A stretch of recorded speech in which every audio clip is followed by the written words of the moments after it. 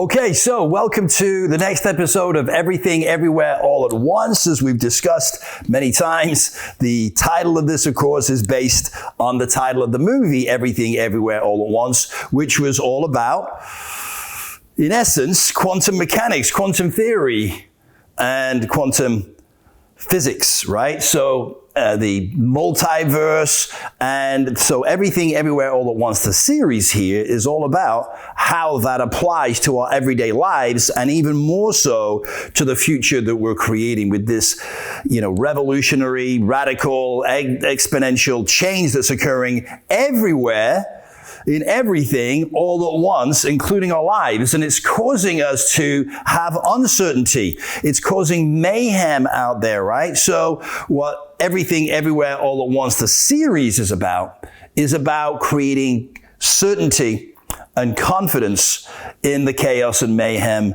that's going on all around us, and giving us meaning to our lives now, because that's also become in question, hasn't it? What is life all about? What are we going to do in the future? How are we going to be able to make a positive difference in the world? So we're going to talk about all those things, and we've begun to. And in the last episode, we talked about how, we've said when things don't seem to go along with what we thought was true, that can seem counterintuitive.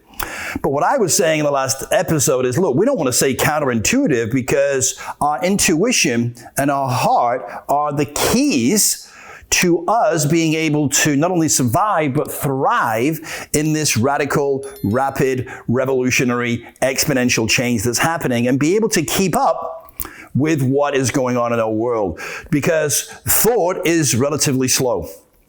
When we can transcend thought and start to rely more and more on our intuition and our heart to guide us, we can make better quality decisions, and we can make them more rapidly than we possibly could if we had to think things through. But we've got to start to challenge the paradigms, the old beliefs that we've adopted from generation after generation after generation. So look, we're all spending time here together, right? And as we all know, time is what? Did you think or say money? Probably, right? Because that's been programmed into the consciousness of the masses for generation after generation. But what that one belief alone has done is steal people's freedom, which is what we're about, is creating that freedom. So we have to change at a quantum level what we believe. We have an inner technology at a quantum level that we must be able to tap into to be able to move forward. Einstein once said the level of thinking that got you where you are will not get you where you want to go. Right? So thinking, period, will not get you where you want to go.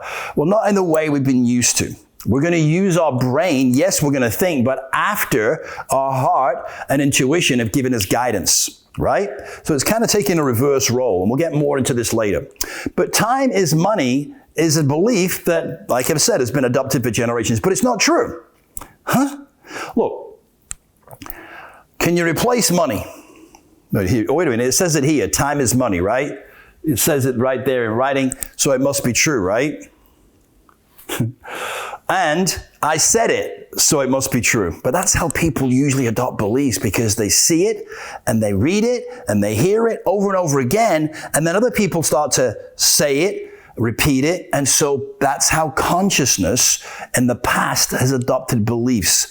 But these beliefs are not necessarily true, and this one certainly isn't. Well, now, good news is, it says here, time is not money, so you can believe it. And I'm telling you, and I'm saying it to you, and I'm going to repeat it over and over again. But the bottom line is this: when you come to that understanding and awareness yourself, it's so much more powerful. So let me ask you this.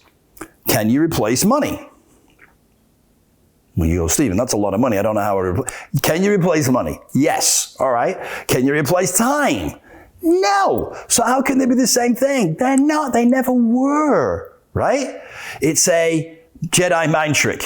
And what the wealthy have always understood is we live in a world of make-believe. If you can make people believe what you want them to believe, you can control them. So what they've also made us believe is that hard work is good for the soul, right? Which is why you see so many happy, soulful people, all right? Some of them look like this, all right? What about the idea that if you want the job done, you got to do it yourself? That's exhausting, right? Bill Gates once said, I'll always find a lazy person to do a difficult job because they'll always find an easy way to do it. In other words, it's kind of funny, but he also is saying, the presupposition is he's not going to do it. Find the best person to do what you need to get done and let them do it because they're good at it and they enjoy it and they're passionate. You focus on what you're passionate about, right? What a concept. Well, the harder you work, the more money you're going to make. That's what we're told, isn't it? And as, Dr. Phil, if he's still around, what would he say? How's that working for you so far, right? It doesn't work that way. But people get caught up and they don't realize it before their lifetime has run out. Okay? All right. And then they can get sick and end up in hospital. Right? The number one cause of death in America is heart disease because people are not using their heart in the correct way. And what you don't use, you lose. CIA, Central Intelligence Agency. All right. And then people distract themselves through drugs and alcohol. All right. So the next thing is we've been taught all our lives there's no such thing as free money, right? You're going, oh my God, Stephen, you're not going to try and tell me that there is free money, because if that is the case, I'm going to be really upset because I would have been rich a long time ago. Well, there is such thing as free money, but we're programmed not to see it. We've been taught our whole lives there's no such thing as free money, so why would you look for it? So when people put money in the bank, how much money does the bank give them for it, which they've done for generations? You might say, well, they have interest on the money, don't they? They have CDs and they also sometimes have interest-bearing checking accounts. Look, it doesn't matter because when did they give you that money, even if there is interest on the account?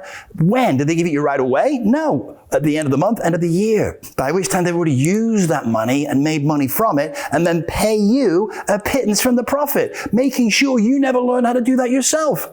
It's against the law. Oh, well, isn't that rather unfair?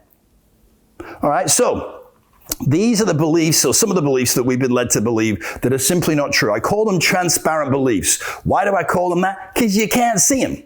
You're not even necessarily aware that they're there, but they're controlling your thoughts, which lead to words, which lead to actions. So what are time and money? And what are some of these other transparent beliefs? We're going to get into that in the next episode. So start to be aware of them. Start to realize how some of these beliefs might be holding you back. I'll see you in the next episode. In the meantime, sapere ord.